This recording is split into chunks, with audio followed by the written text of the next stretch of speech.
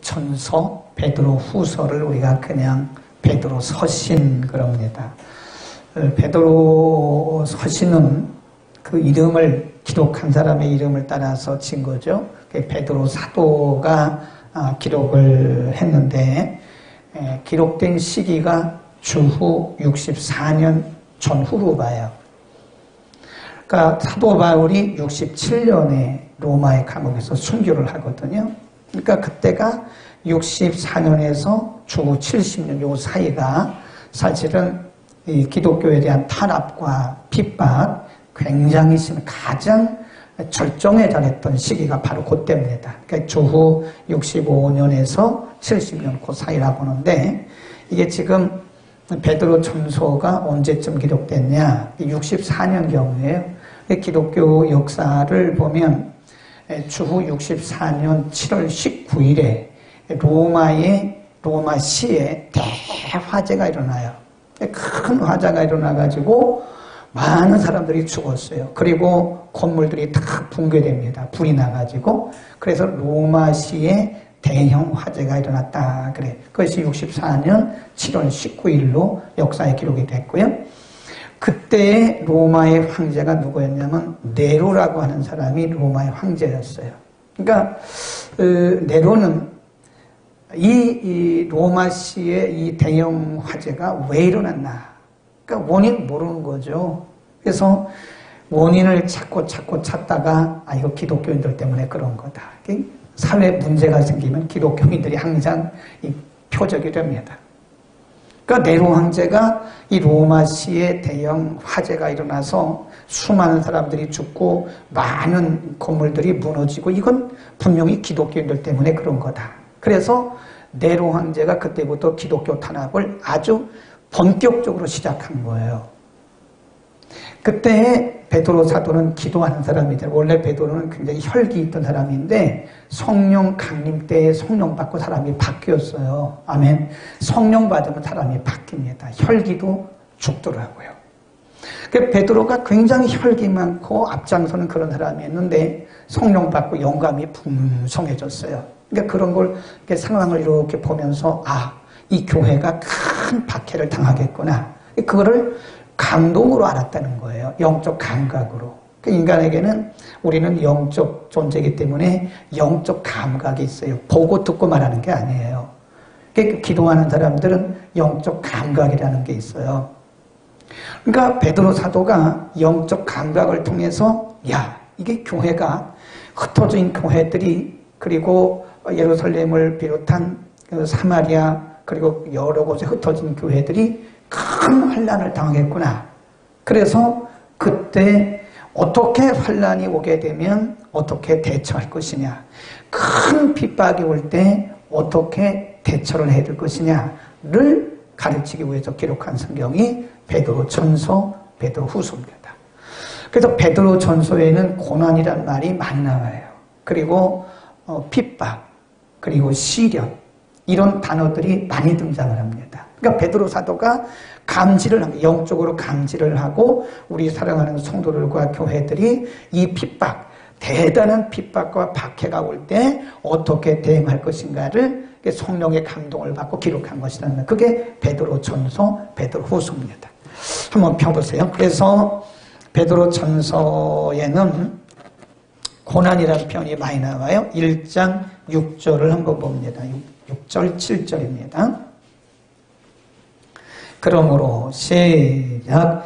그러므로 너희가 이제 여러 가지 시험을 인하여 잠깐 근심하게 되지 않을 수 없었으나 오히려 크게 기뻐하도다. 너희 믿음의 시련이 불로 연단하여도 없어질 금보다 더 귀하여 예수 그리스도에 나타나실 때에 칭찬과 영광과 존귀를 얻게 하려 합니다. 4장으로 갑니다. 베드로전서 4장 12절, 13절, 14절로 봅니다.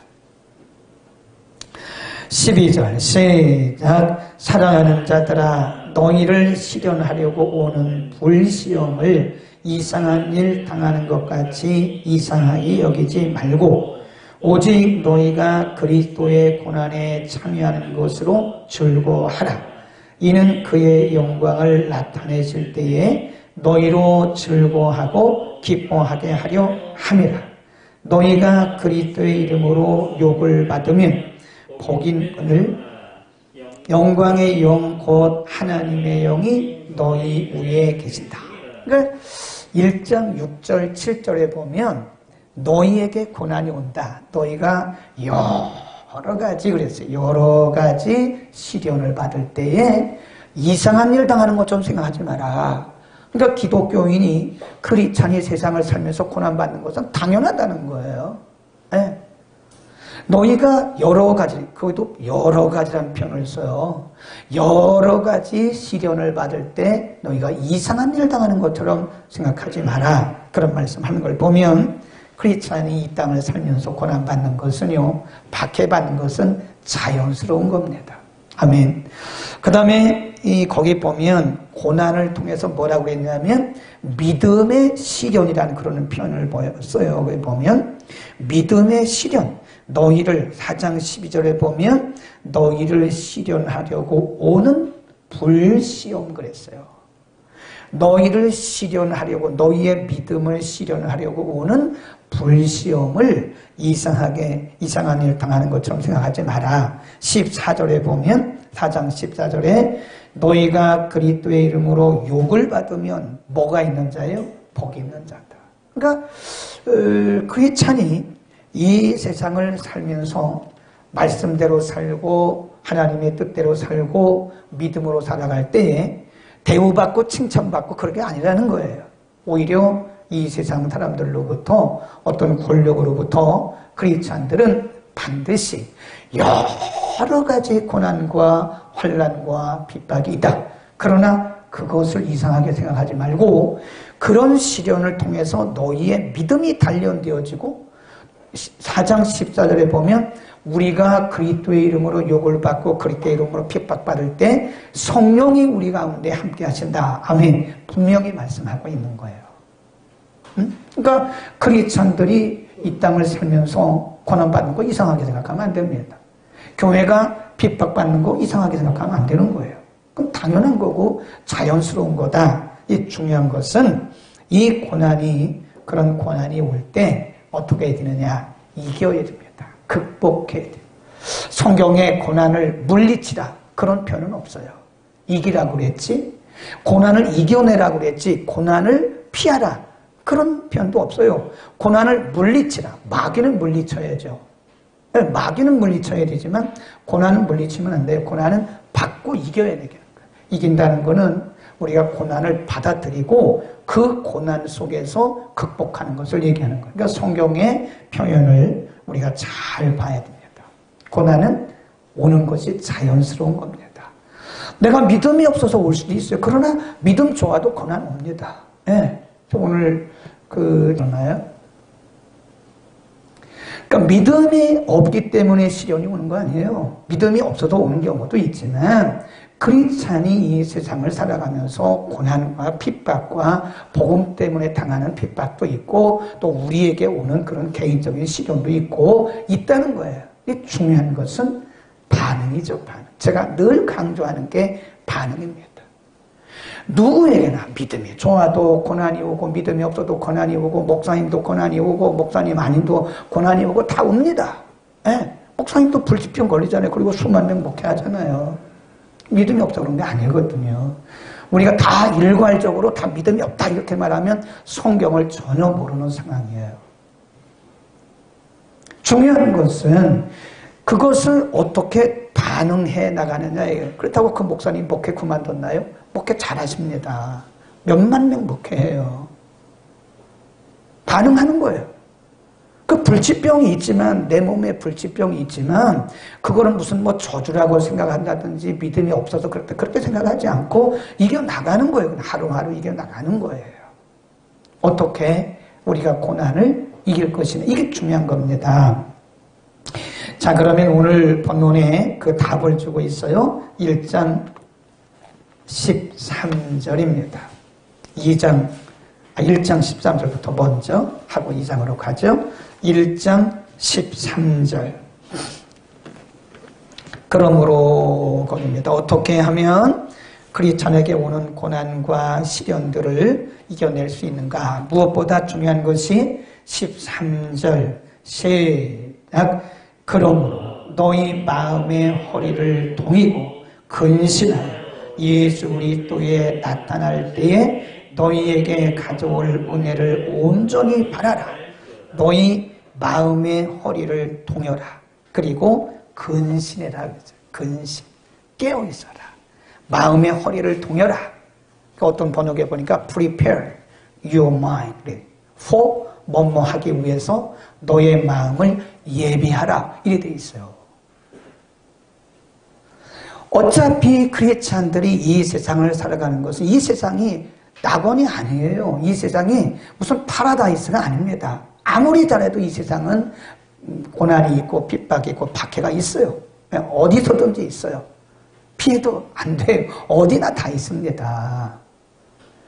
중요한 것은 그런 고난과 핍박과 박해가 우리에게 왔을 때 이것을 우리가 피하거나 아니면 물리치는 것이 아니라 그것과 싸워서 극복하고 이기기 위해서는 무엇보다 중요한 것이 마음의 허리를 동이라. 우리가 이제 뭘 하려면 허리띠를 탁 동여매잖아요. 그러니까 우리가 경제적으로 어려울 때 뭐라 그러죠? 허리띠를 동여맵시다 그러잖아요. 우리가 좀 절제할 때 허리띠를 동여맨다 그러잖아요. 어떤 준비를 할 때 허리띠를 동여맨다 그러잖아요. 마음을 다짐할 때 우리는 허리를 동여맨다 그럽니다.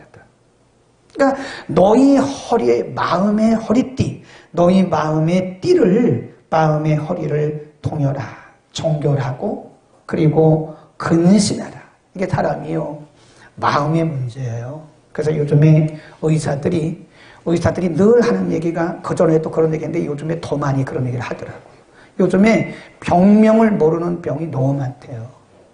네? 그러니까 의사들이 하는 얘기, 의사들이 의학적으로 병명도 모르고 치료 방법도 없대요.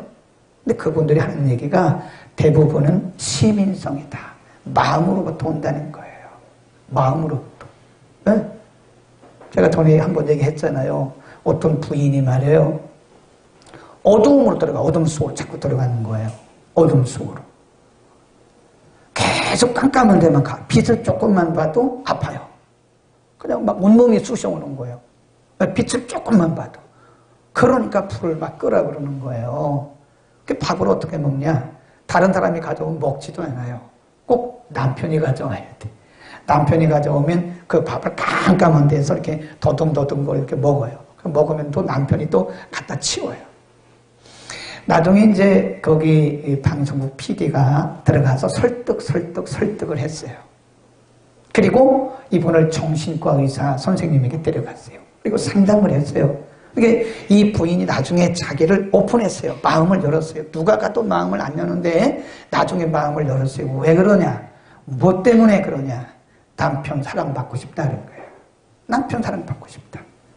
그 남편이 조금 관심 가져주니까 빛을 봐도 안 아파요. 그 의사들이 그분을 의학적으로 아무리 칭찬하고 뭐 별조사를 다 해도 병명이 안 나와. 근데 마음의 병이에요. 마음의 병. 그거 희한하지 않아요? 남편의 사랑을 못 받은 사람이 빛을 보니까 막 온몸이 쑤셔요. 막 바늘로 쑤시는 것처럼 아프대잖아요. 근데 남편이 관심 갖고 남편이 사랑해 주니까 빛 밖으로 나왔어요. 어둠 밖으로 나와서 빛 아래서 사는데 아프지가 않아요. 아무것도 안 아파요. 그게 뭐예요? 마음이란 마음. 그 시민성이에요. 그 시민성 병아리를 하는 사람들이 굉장히 많아요. 그 사람은 마음이 매우 중요합니다. 이건 성경은 아닌데 옛날 우리 조상들이 한 얘기가 있어요. 사람이 호랑이에게 물려가도 뭘 차리면 산다 그래요? 정신 차리면 산다 그래요. 근데 그게 성경은 아닌데 이렇게 보니까 성경과 거의 내용이 비슷해요. 너희가 마음의 허리를 동이라 이거예요. 마음이 흐트러지면 못 이깁니다. 이게. 환난이 오고 고난이 오고 우리에게 어려운 위기적 상황이 닥칠 때 우리 마음이 흔들리잖아요. 그럼 못 이겨내요. 마음의 허리를 탁 동여야 돼요. 온 가족이 하나가 돼야 돼요. 남편과 아내가 하나가 되고 부모와 자식이 하나가 되고 교회도 하나가 되고 이 나라 민족도 하나가 되고 마음의 허리를 탁 동여매면요 못할 일이 어디 있겠어요. 하나님이 도와주시죠. 아멘. 우리는 마음을 이게 동여매야 돼요. 마음의 허리를 동여매야 되고 마음이 흔들리면 안 됩니다. 마음이 흔들리면 안 돼요. 정신 차려야 돼요. 정신을 차려. 근신하란 말이 뭐냐? 오늘 본문에 근신하라 그랬거든요. 1장 13절에 마음의 허리를 동이고 근신하라. 그 근신한 말이 정신차리란 말이에요. 정신차리라. 깨어있는 상태를 근신이라 이렇게 얘기를 합니다. 우리가 마음이 깨어있으려면 어떻게 할까요? 막 찬물 갖다 얹으면 됩니까? 거기다 보면 얼음을 갖다 얹으면 됩니까? 그거 가지고는 안 되죠. 그거는 육신적으로 정신 차리는 건 될 수 있지만 우리가 은혜 생활을 해야 돼요. 은혜. 말씀과 성령 안에 있으면 우리가 성령과 은혜 안에 있으면 마음의 중심이 잡혀요. 아멘. 우리가 은혜 떠나면 하나님의 은혜 떠나면 마음 못 잡습니다. 마음을 못 잡아요. 왔다 갔다 방황하는 거예요. 사람들이 왜 방황하는데요? 은혜가 떨어지면 방황합니다. 에? 은혜가 떨어지면 사람들이 방황하기 시작하는 거예요. 세상이 좋아지고 세상 사람들이 좋아지고 세상 사람들이 부러워지고 막 이러는 거예요. 은혜가 떨어지면. 그러나 우리가 은혜가 충만해 보세요. 세상에 부러울 게 뭐가 있어요? 우리가 우왕좌왕할 게 뭐가 있어요? 아멘. 우리가 은혜가 충만해. 그 은혜 충만은 기도 충만이에요. 예배를 통해서 오는 거예요. 아멘. 그 다음에 두 번째 2장 2절로 갑니다. 우리가 이 세상의 환난과 고난과 시련을 이기기 위해서는 2장 2절 시작. 갓난 아이들같이 순전하고 신령한 젖을 삼아라. 이는 이로 말미암아 너희로 구원에 이르도록 자라게 하려 함이라. 이 두 번째는 신령한 젖을 삼아라. 신령한 젖이 뭐예요? 은혜입니다. 신령한 젖이 뭐예요? 말씀입니다. 말씀이 신령한 젖이에요. 음식, 신령한 양식입니다.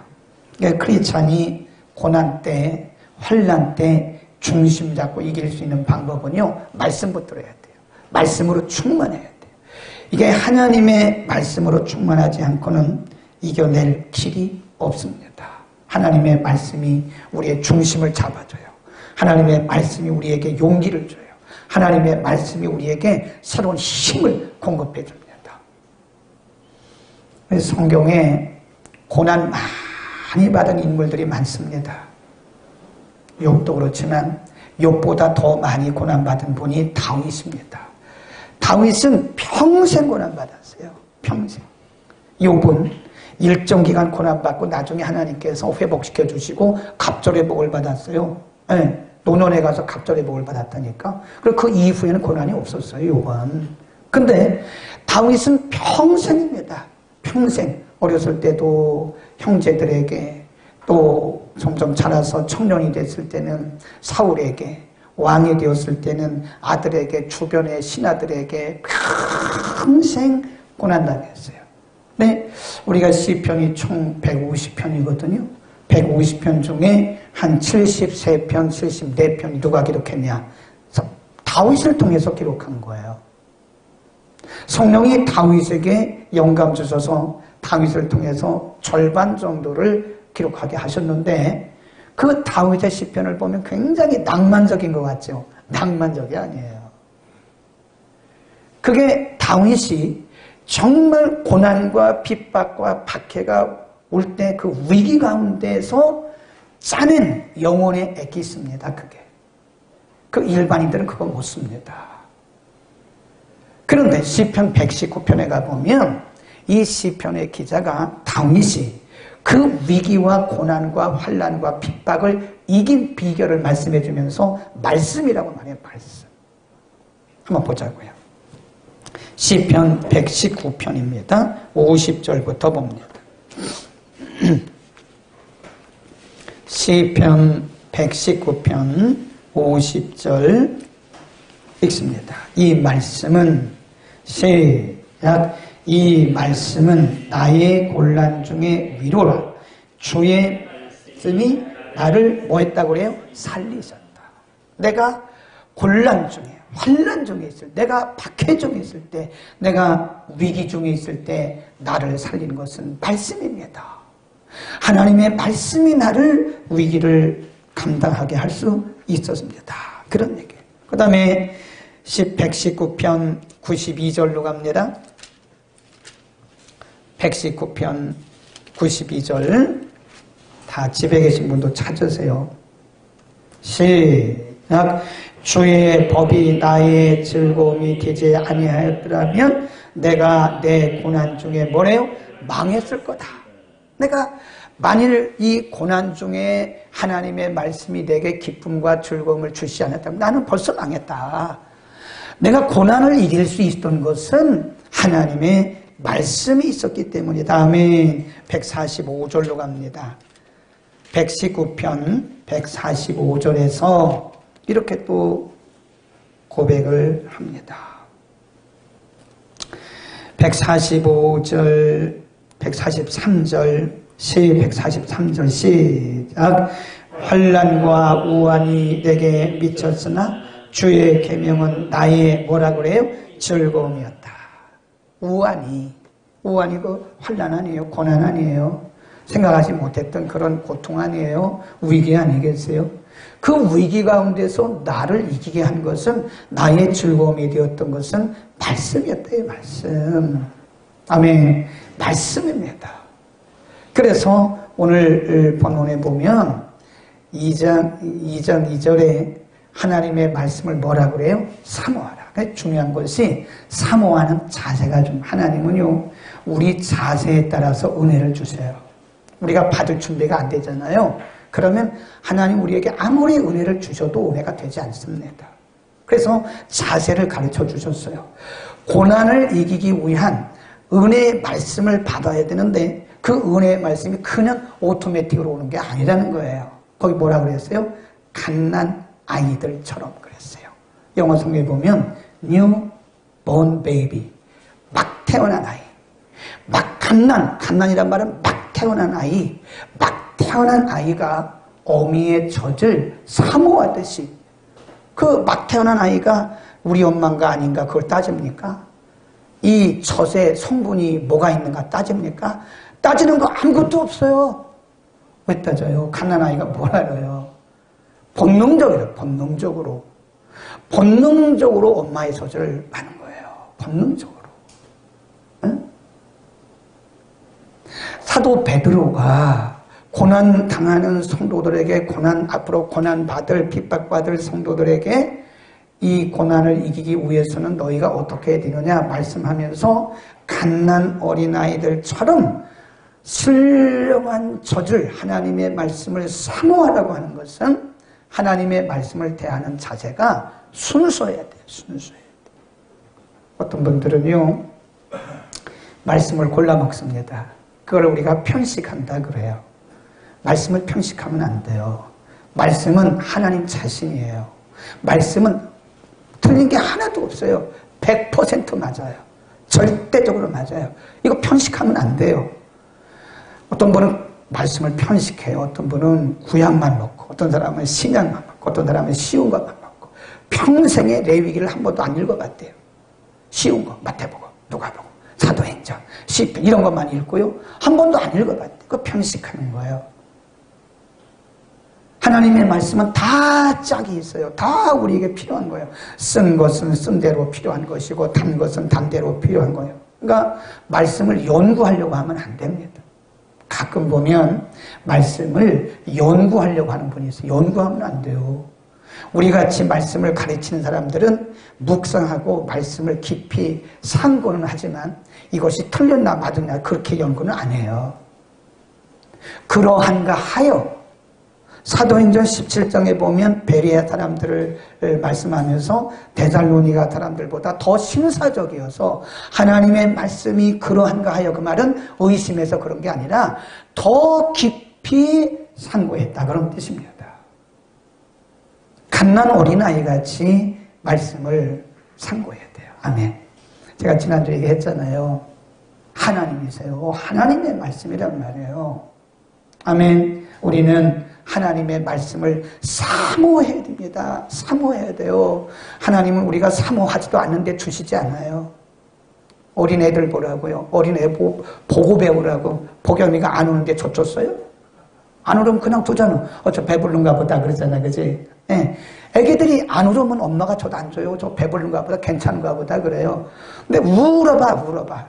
애들이 막 깨갱깨갱 울면요. 저 줍니다. 그러니까 우는 아이에게 저 준다 그러잖아. 사모해야 돼. 사모해야 돼. 사모하는 것은 우리가 할 일이고 은혜를 부으시는 분은 하나님이 하실 겁니다. 아멘. 우리는 사모하기만 하면 되는 거예요. 그러면 부으시는 것은 누가 부으시냐? 위에서 그분이 부으십니다. 저는 이렇게 생각합니다. 현대인들의 문제가 성경에 대한 지식이 없는 게 문제가 아니에요. 오늘 기도하셨잖아요. 성경에 대한 지식 많아요. 근데 사모함이 없어요. 말씀을 사모하는 야성이 없어요. 정말입니다.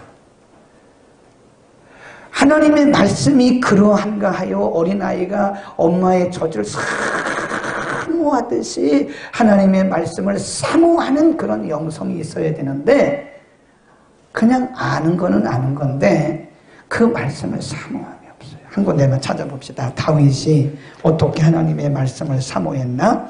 시편 119편입니다. 20절 시작. 주의 규례를 항상 사모함으로 내 마음이 상하나이다. 그 다윗이 얼마나 영성이 많은 분인지 아세요? 다윗이 얼마나 기도 많이 하는 분인지 아세요? 다윗은 항상 하나님께 초점을 두고 사는 사람이에요.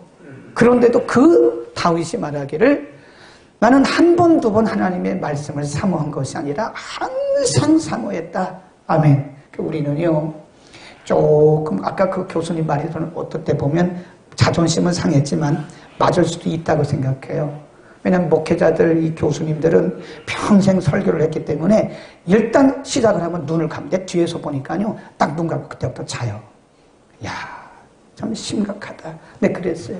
저분의 영성이 심각하다. 다윗은 내가 하나님의 말씀을 항상, always, 항상 사모한다. 항상. 이게 살아있는 영입니다. 아멘. 우리가 말씀이 사모되지 않는 것은요, 내가 지금 영적인 적신호예요. 하나님의 말씀에 맛이 없어지는 거예요. 우리가 아프면 뭐부터 떨어져요? 입맛부터 떨어져요. 밥맛이 없어요. 우리가 육체적 건강 이상이 오면 밥맛부터 없어집니다. 그래서 우리가 밥만 잘 먹어도 건강합니다. 보약 안 먹어도요, 이 식사만 잘해도 건강한 거예요. 근데 몸이 아프면 반대로 밥맛이 떨어져요. 그거 비슷해요. 우리가 영적으로 적신호가 오면 말씀의 맛이 없습니다. 성경 보는 시간이 지루하고 설교 듣는 시간이 지루해요. 빨리 끝나기를 바라는 거예요. 세 번째, 굉장히 중요한 말씀. 다시 본문 2장 10절로 갑니다. 2장 10절 시작. 너희가 전에는 백성이 아니더니 이제는 하나님의 백성이요 전에는 긍휼을 얻지 못하였더니 이제는 긍휼을 얻었다. 이 사도 베드로가 이런 표현을 왜 쓸까요? 전에는 이랬었는데 이제는 이렇다. 전에는 너희가 하나님의 백성이 아니었는데 이제는 하나님의 백성이다. 그리고 바로 위로 갑니다. 9절에 보면 우리 너무 잘 아는 말씀 시작. 오직 너희는 택하신 족속이요 왕같은 제사장들이요 거룩한 나라요 그의 소유된 백성이니. 거기까지 너희는. 그러면서 사도 베드로가 지금 고난받을 준비를 하고 있는, 곧 이제 네로 황제로부터 엄청난 고난과 박해와 핍박을 받아야 할 그 성도들에게 한 말씀이에요. 이게 오늘날 우리들처럼 이렇게 어려운 정국, 어려운 시기를 살고 있는 우리들에게 주신 말씀이에요. 그게 뭐냐? 너희는 뭐다? You are. 너희는 뭐다? 이게 뭐냐? 아이덴티티예요. 정체성. 너희는 택하신 족속이요 왕같은 제사장들이요 거룩한 나라요 그의 소유된 백성이다. 그러니까 이 사람이요, 이 굉장히 중요한 게 뭐냐면 존재감입니다. 존재감. 사람이 어디에서든지 자기의 존재감을 아는 사람은 목숨 걸고 일해요. 그래서 그 사람이 가지고 있는 힘을 다 발휘해서 일하게 하려면 그 사람의 존재감을 알려주면 돼요. 당신이 이만큼 중요한 사람이다.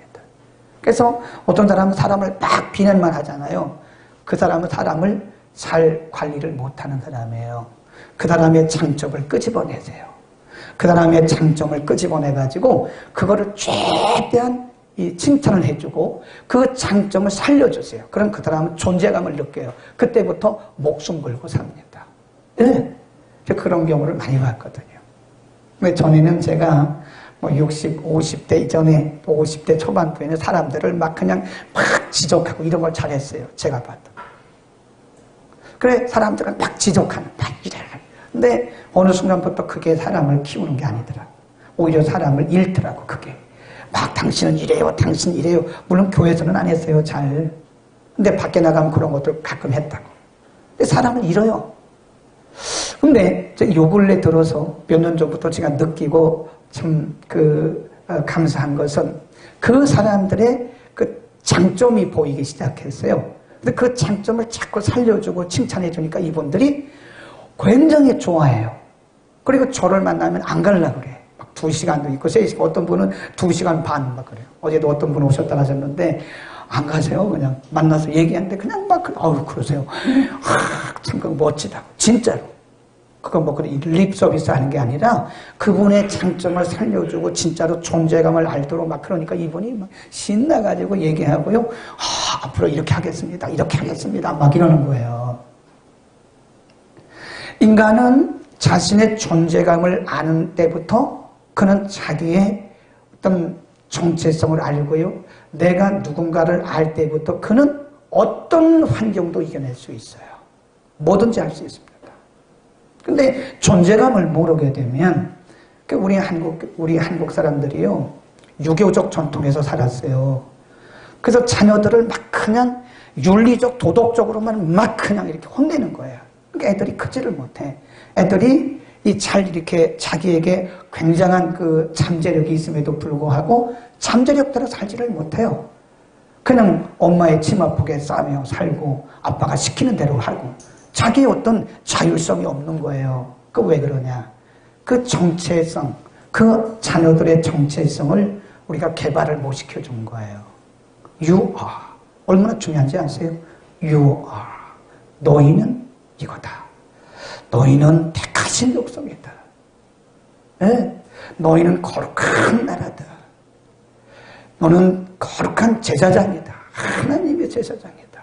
그러니까 지금 고난을 받아야 할 그 성도들에게 베드로가요 그들의 정체성을 알려준 거예요. 이만큼 여러분들은 소중한 사람들입니다. 어떤 환난과 어떤 핍박과 어떤 고난이 와도 여러분들 걱정하지 마십시오. 하나님이 여러분을 이렇게 존귀하게 여기고 하나님이 함께 하시고 하나님이 여러분과 동행하시고 도와주십니다. 라고 하는 그들의 정체성을 알려준 거예요. 그러니까 이 초대교회 성도들이요 이겨냈던 거예요. 아멘. 우리는 내가 누군가를 알아야 돼요. 내가 누군가를 모르는 사람들은 방황합니다. 방황해요. 이렇게 볼 때 분명히 저분에게는 잠재 능력이 있는데도 그 잠재력을 발휘를 못해요. 왜 그럴까요? 자기 정체성이 뭔지를 몰라. 존재감이 얼마나 소중한 것인가를 몰라요. 마귀는 우리를 자꾸 길을 죽입니다. 길을 죽여요. 너 이거 줬잖아. 너 이런 죄 있잖아. 너 이거 잘못했잖아. 너 과거 있잖아. 이러면서 자꾸 길을 죽여요. 그건 사탄의 역사입니다. 성령은 우리를 자꾸 용기를 주십니다. 다시 시작해. 다시 시작해. 다시 하면 돼. 이러면서 용기를 주시는 거예요. 아멘. 오늘 우리는 우리에게 준 이 말씀 꼭 기억하면서 코로나 정부, 코로나 사태가 어렵기는 하지만 우리는 극복해야 됩니다. 그리 아니하실지라도 우리는 이 상황을 이겨나가야 되는 거예요. 믿음으로. 그리고 코로나 사태가 끝난 후에 각 사람을 통해서 뭐가 생겨나요? 간증거리가 나올 거예요. 아, 나는 그때 이렇게 했었다. 그러나 오늘 새벽에 말씀드린 것처럼 우리가 믿음 지키지 못한 그때 껄껄한다, 후회한다니까요. 아, 내가 그때 왜 그랬지? 내가 왜 그때 그 중심을 지키지 못했지? 내가 왜 그때 기도하지 못했지? 이러면서 우리가 잘못하면 후회할 수 있다는 거예요. 충분히 이기는 우리의 삶이 되기를 축원합니다. 거룩하신 우리 하나님 아버지, 우리가 살고 있는 시대가 참으로 어려운 시대이지만 오늘 베드로 사도를 통해서 이 시대를 이겨나갈 방법을 가르쳐 주시니 감사합니다.